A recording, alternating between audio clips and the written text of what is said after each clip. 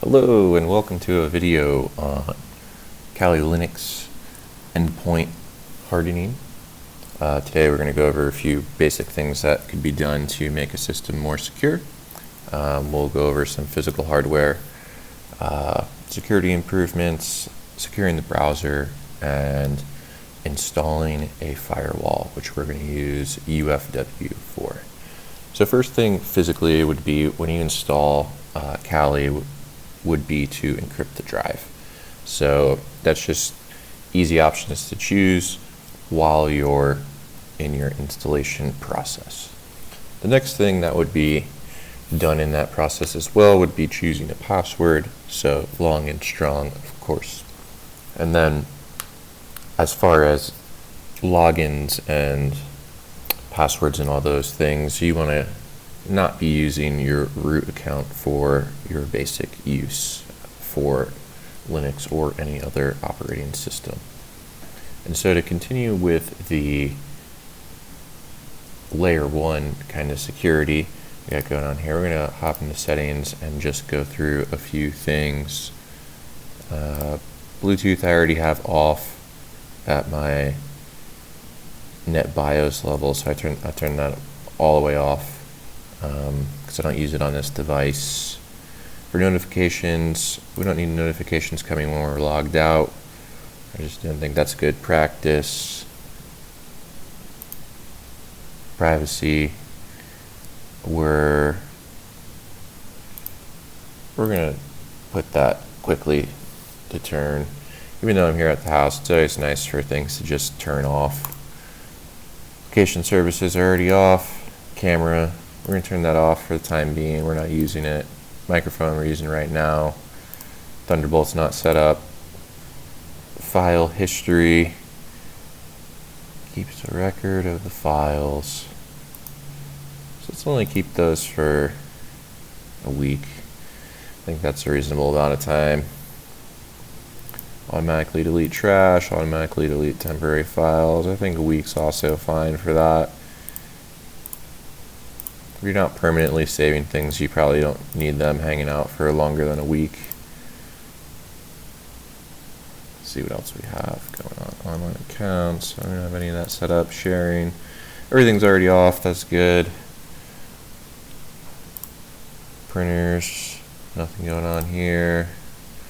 Removable media. Let's go with ask what to do.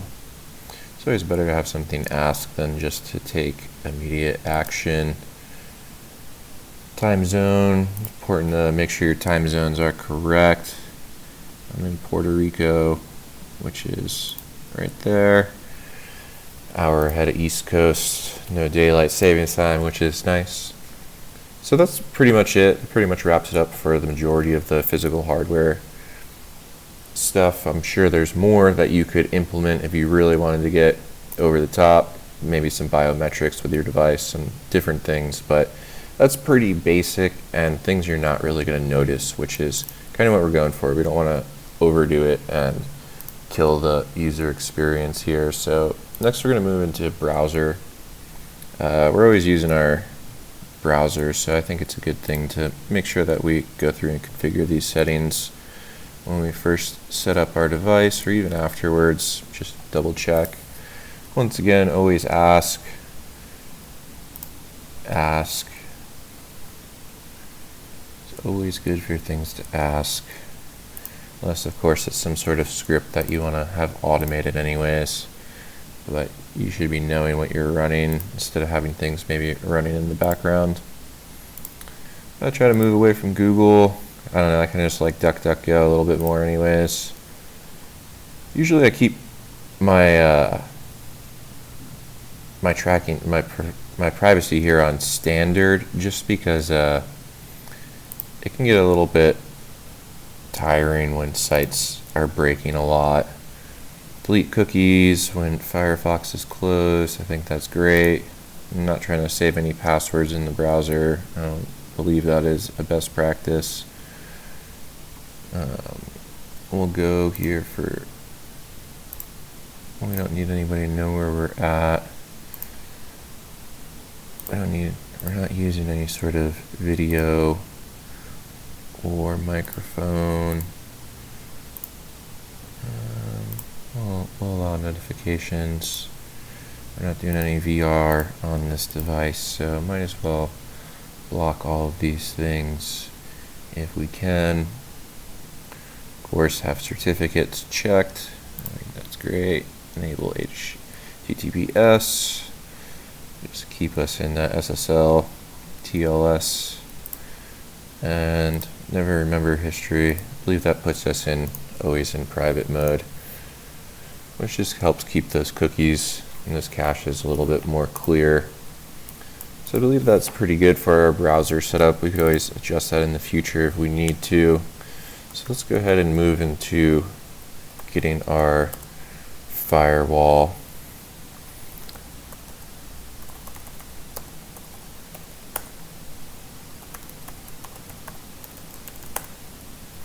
So UFW is a very popular firewall. It is a simple, clear-cut, easy-to-use instance. I think it's based off IF tables. Can't 100% remember right now, but I do know that it is very user-friendly here in the command line interface, which is great. So we're going to start that off by doing our implicit deny for incoming and our essentially implicit allow for outgoing. And then we'll go ahead and secure our 22, our 80, and our 443. So first thing we need to do is make sure that the firewall is off. Alright, firewall's off, we can now configure. So let's go ahead and get those defaults first.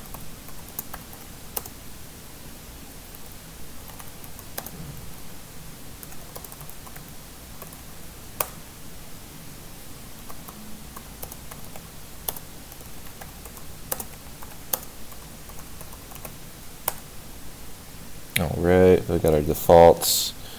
Now we're going to go ahead and get our specific ports.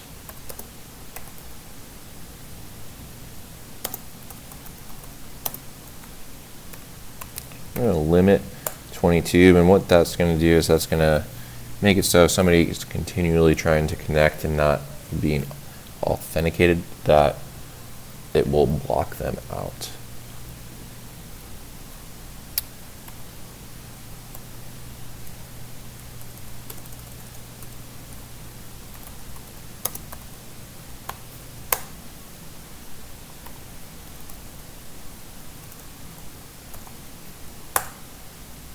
Alright, and that's pretty much all we're going to have going on for our rules right now. So let's go ahead and see what we're working with here. Let's turn our firewall on.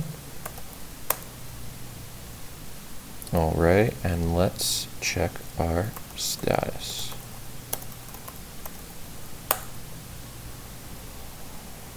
Alright, looks like everything's configured as we want it. Of course, there's plenty more we can do to harden our Kali Linux machine. This is just a basic start, and we'll have some further videos going into some more details on how to harden further.